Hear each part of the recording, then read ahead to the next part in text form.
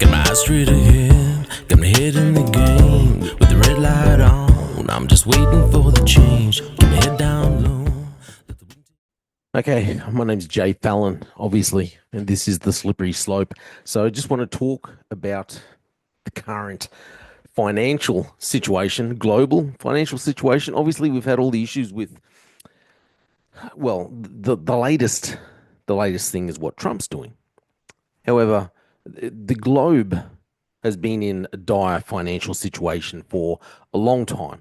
I don't think for a second, I don't believe that the current crisis that we're facing really has anything to do with Trump, or he's done something which might be the just brought it all to a head in a way. However, we've something has to change. Something had to be brought up. Some changes needed to be made in order to fix the dire financial catastrophe that was coming anyway. So we really have no choice. Someone was going to bring the pain one day, and it happens to be Trump and this and his government at the moment. But I want to go through what Britt Gillette, he I think is probably one of the best people when it comes to explaining the current financial situation. Let's check it out. So this is his Substack. I'm not going to read the whole lot. It's very, very long. Anyway, it says 5 signs we are in a global depression. I would encourage you to check out Britt Gillette. Britt Gillette. Okay, so the world's now facing the worst economic environment since the Great Depression, and before the dust settles, the world will also witness the greatest financial crisis in human history. A debt-based monetary system, such as the one the world runs on today, is much like a Ponzi scheme. It requires ever-increasing amounts of debt to avoid implosion, just as a Ponzi scheme implodes once it runs out of new investor cash. It's funny, Ponzi schemes, obviously, they're very bad, highly illegal. However, and I've said this for a long time about the Australian housing market. The Australian housing market is just a Ponzi scheme that the government is running.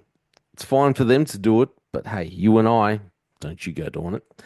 In a system such as ours, once debt reaches its pinnacle, the system starts to collapse. It's all built on debt, this one that we have, this monetary system.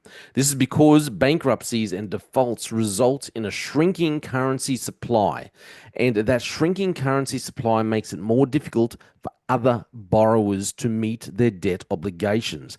This, in turn, leads to more defaults slash bankruptcies and further shrinking of the currency supply.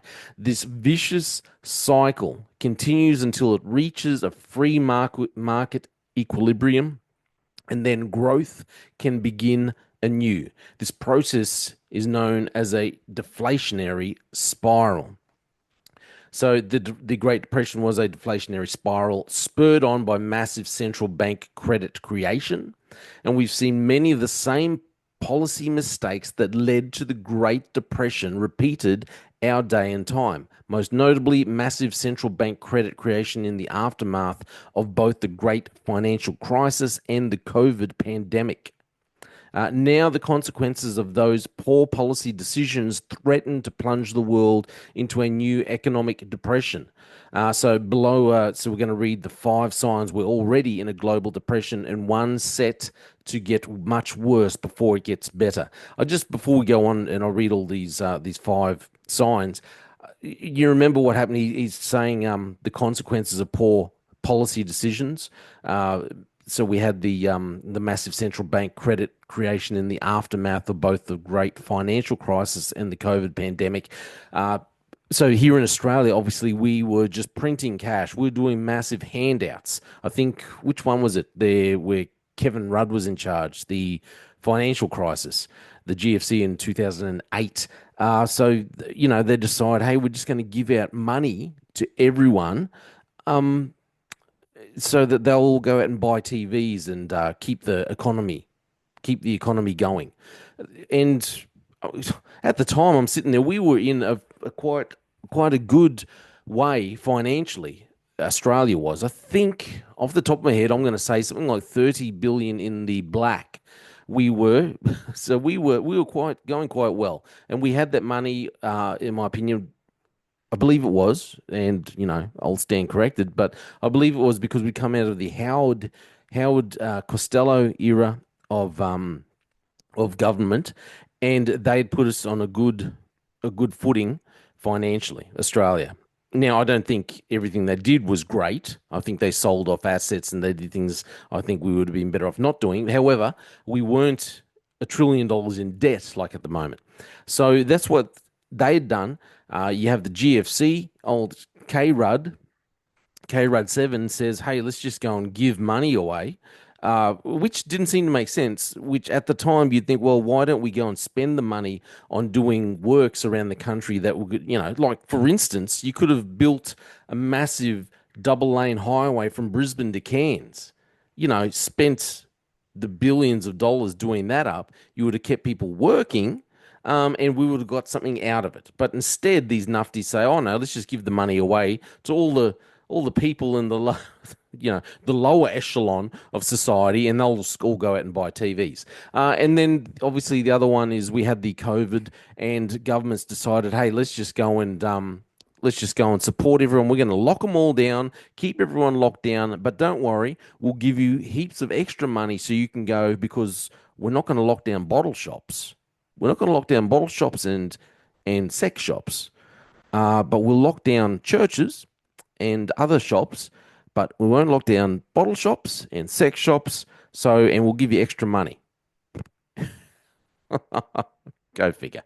Anyway, so that's what they did. So they were basically just printing money.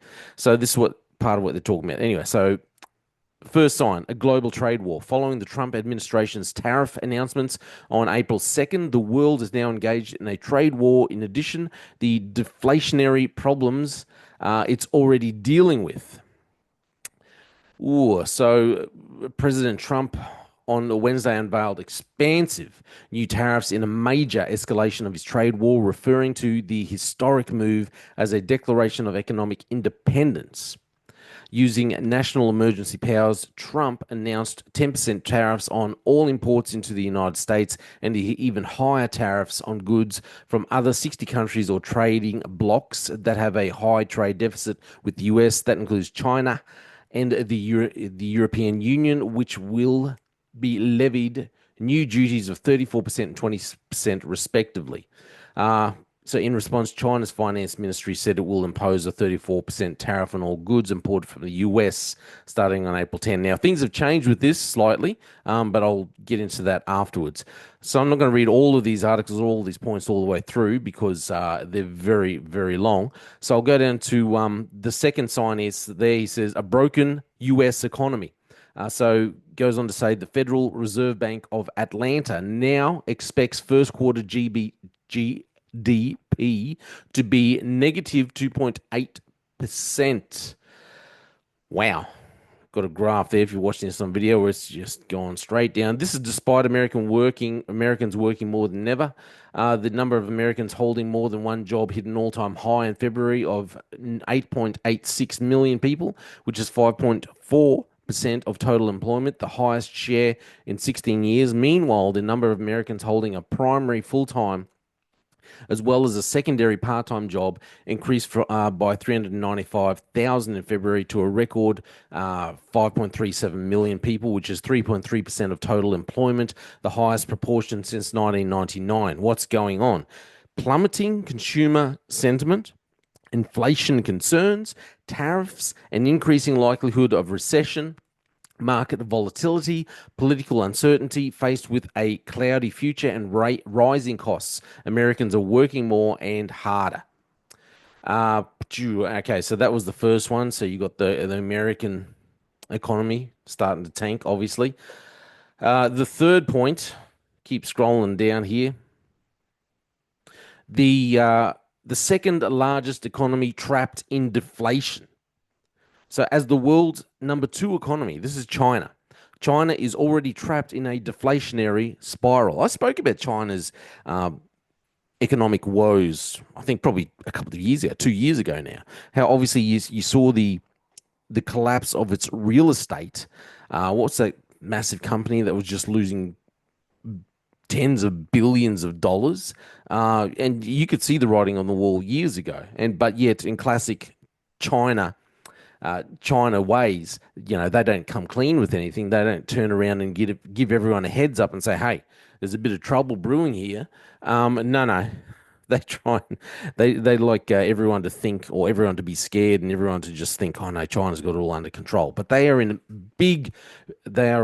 experiencing major problems. So it's trapped in a deflationary spiral, having lost over 18 trillion. I said trillion with a T. That's T for tango. 18 trillion in its property sector alone since 2021, according to Barclays. And as of yet, we see no indication the situation will change anytime soon.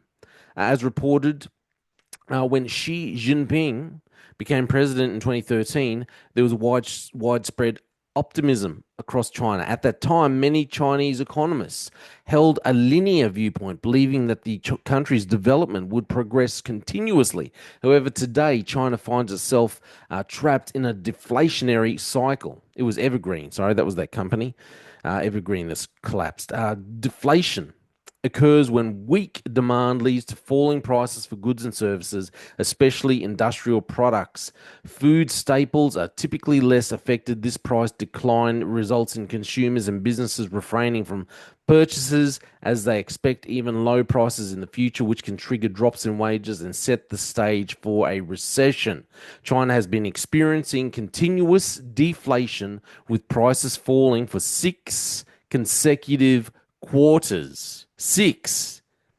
Traditionally, Beijing has responded to deflation with aggressive monetary easing and fiscal stimulus. However, since the COVID-19 plan, the government has taken a more cautious approach to prevent a rise in debt. So, if you know anything about China, they have got so the housing market has just collapsed. It says here China needs more significant stimulus to crush deflation fears, economists, but I don't think there's anything they can really do. Chinese restaurants race to the bottom in deflation hit economy. So anyway, so that was the third one. Number four, German deindustrialization. So if you don't know, Germany is the third largest economy. It used to be America, then Japan.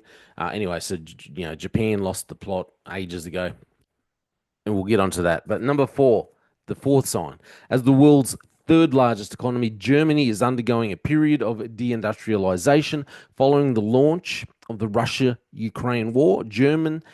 Simply Germany simply hasn't had the access to cheap, reliable energy it had before the war broke out. And why is that, you might ask? Well, combined with a series of green policy initiatives, when the government makes decisions that are going to go awry and just this is exactly what they've done. Reliable energy so hasn't had the access. Germany simply hasn't had the access to cheap, reliable energy it had before the war broke out, combined with a series of green policy initiatives that have shut down German coal and nuclear power plants. Many German companies face the choice of bankruptcy or relocating their operations abroad. In February 2025, industrial production declined 1.3% month over month and 4% year over year. Is it any wonder economists are slashing their growth forecasts? Absolutely ridiculous. So the German government on Wednesday slashed its gross domestic product forecast to just 0.3% growth in 2025. The diagnosis is serious. Robert Habeck, economy and climate minister. That's the problem there, mixing climate minister and economy. Said during a press conference. According to a CNBC translation, he noted that while there are some positive developments such as rising demand for credit, Germany is stuck in stagnation Anyway, so obviously their car industry is like some of these headlines. Volkswagen looks to restructure across passenger car, group components and commercial vehicle divisions. Germany in crisis. Intel and Volkswagen mull a multi-billion-dollar withdrawal from the country. Uh, Another nail in the coffin. Germany's car industry faces up to Trump's tariffs. So these are all the things that are going on at the moment over there. And then the fifth sign, Japan locked in a currency crisis. Japan is in they are in major troubles, and it's very important because it's really just telegraphing where we're all heading. So, as bad as things are in the United States, China, and Germany, they're even worse than the world's fourth largest economy, Japan. In May 20, well, he says in his May of 2024 article, this is Britt Gillette's article, six potential triggers for the next global financial crisis. He listed the second trigger as a Japanese currency crisis. So it goes on. Meanwhile, the world's fourth largest economy is on the verge of a major currency crisis. The Japanese yen currently sits at its lowest level relative to the US dollar since 1990. To prevent the situation from getting worse, will likely require the Bank of Japan to raise interest rates or the US Federal Reserve to lower interest rates. Given the recent persistence of inflation, it's unlikely we'll see the US lower rates in the short term, absent a major financial crisis. This means the Bank of Japan may be forced to raise rates and take other measures to defend its currency. But this will cause a number of problems. First, the Japanese currency is in recession. So raising rates will only make the problem worse. Second, Japanese government debt stands at over 260% of GDP. 260%. Believe it or not, that's twice as bad as the United States. Wow. Raising rates means more interest on the national debt, potentially sparking a debt spiral that could destroy the country. Furthermore, if the Bank of Japan starts hiking rates, this could cause a reversal of the yen carry trade. Succinctly explained, anyway, I won't get into that, which could quickly lead to a disorderly unraveling of financial positions all over the world. Along the way, we could see margin calls and exploding derivatives positions that crash global financial markets. Okay, but like I said, a few things or something has changed. So Trump has just made another announcement about tariffs, and this is regarding China. So let's go and watch this video. So he's raised the tariffs, I believe, with China again, raised them.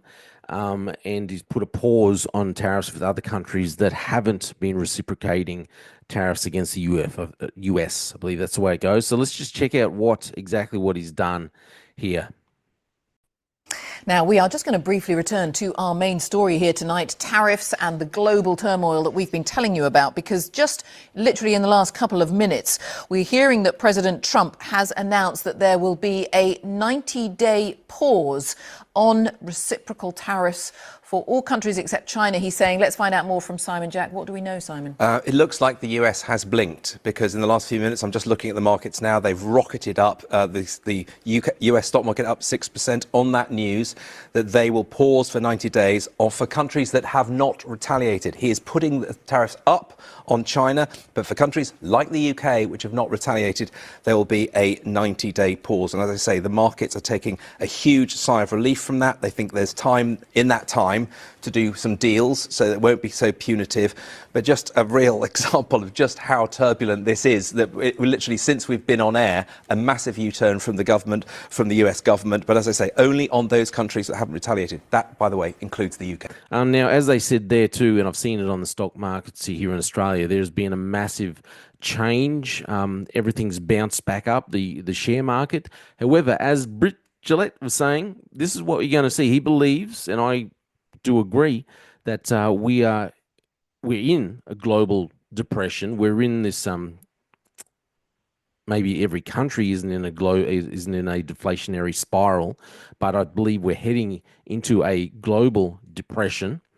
And as was what happened in the Great Depression in was it 1929? things don't just happen within a day or two.